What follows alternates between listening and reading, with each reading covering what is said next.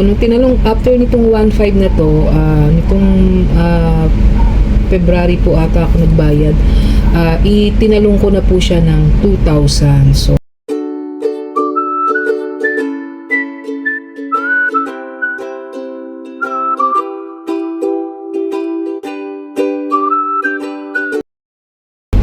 hi guys! Welcome po din sa aking channel. This is Lynn Malakay po. Simplify Happiness. Simpleng buhay. Buhay na walang arte, less stress. Join me guys sa aking simpleng vlog for today. Isang magandang buhay po sa ating lahat.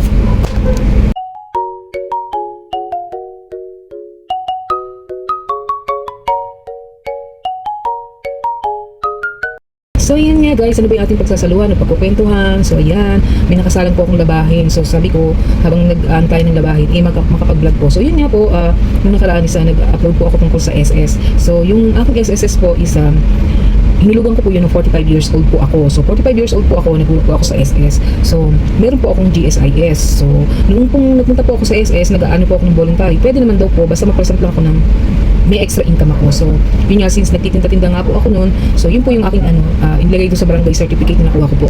So, yan nga po, nag-umpisa ako sa 350, naging 550, 750. So, nitong nakaraan po, 1,005, naging 1,050 pala, tapos parang naging 1,2 pa yata, ganun. So, ito, tinalong ko po siya ng 1,500.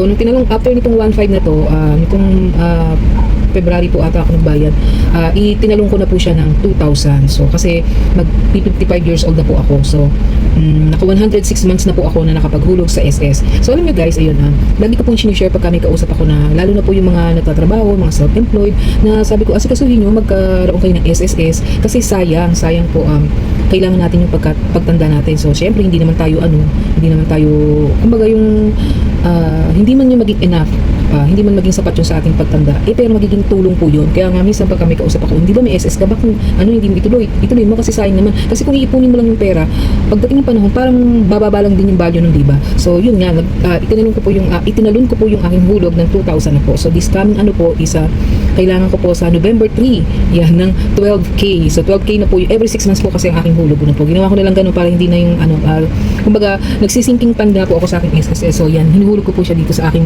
alkansya, yung aking tawag dito yung iniipon ko monthly. So yan, dito ko nilalagay yan sa aking yan, iniipon ko siya dito.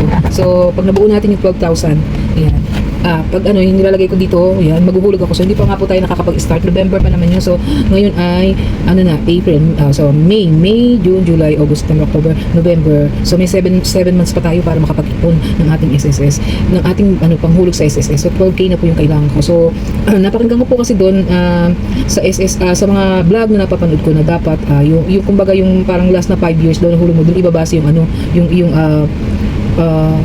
pension. Tapos, hindi ka na pwede atang magtaas pagka 55 years old ka na. So, hindi ko po alam pero yun yung narinig ko po sa mga vlog na dapat pag 55 years old ka na, makapag, ka na talaga, kung baga hanggang 55 years old na lang yung pwede ka magtaas ng hulog sa SSS. So, yun nga, 2,000 na po yung hulog ko kasi mag 55 na po ako this coming 2026 na August po. So, yun. At kung may SS ka, buhayin mo kasi sayang naman. Kasi mahirap na paano pagkadating ng panahon tayo na kumbaga hindi na kaya ng katawan natin na makapagtrabaho, hindi na tayo pwedeng kumita ng pera. Kahit paano, meron tayong madudukot at meron tayong inaasahang pera monthly. So, alam ko sasabihin ng iba, maliit lang naman yan maliit lang yung pension nyo, ganyan, maliit naman yung makukuha dyan. So, at least hindi tayo yung pagka nawalan tayo ng pera, ang magiging takbo natin yung pangungutang, diba? Kasi kahit paano, meron tayong inaabangang buwan-buwan. So, kung ano man yung gusto nyo, ilamsam nyo man yun, o monthly. So, yun, kahit paano, meron tayong aasahan. So, yun lang, nag-update, lang ako na dinagdagan ko yung aking hulog sa SSS, tinalong ko na siya ng 2K. So, yan, hoping na sana yan maging